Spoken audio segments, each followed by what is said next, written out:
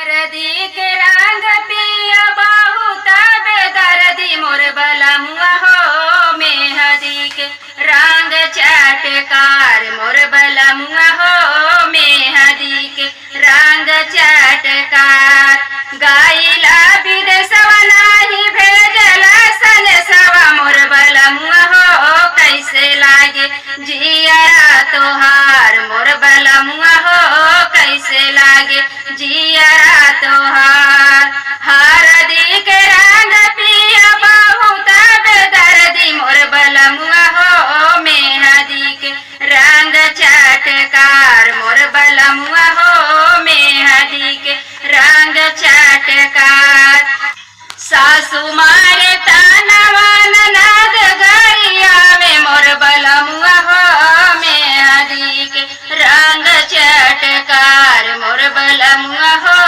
मेहदी के रंग चटकार हरदी के रंग पिया बहुत बेदर्दी मोर बलमुआ हो मेहदी के रंग चटकार मोर बलमुआ हो मेहदी के रंग चटकार आली रे कोयलिया बोल बिरहीन बोलिया मोर बलमुआ हो पापी हरा के बोलिया कटार मोर बलमुआ हो पापी हरा के बोलिया कटार हरदी के रंग पिया बहुत बेदर्दी मोर बलमुआ हो मेहदी के रंग चटकार मोर बलमुआ हो मेहदी के रंग चटकार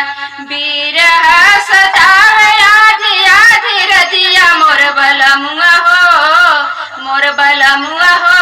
कैसे बीते जिंदगी हमार मोर बलमुआ हो कैसे बीते जिंदगी हमार हरदी के रंग पिया बहुत बेदर्दी मोर बलमुआ हो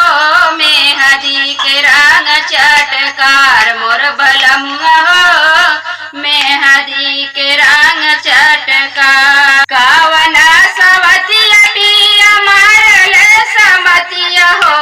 मोर बलमुआ हो ताज देला घरवा दुआर मोर बलमुआ हो ताज देला घरवा दुआर हरदी के रंग पिया बहुत बेदर्दी मोर बलमुआ हो मेहदी के रंग चटकार मोर बलमुआ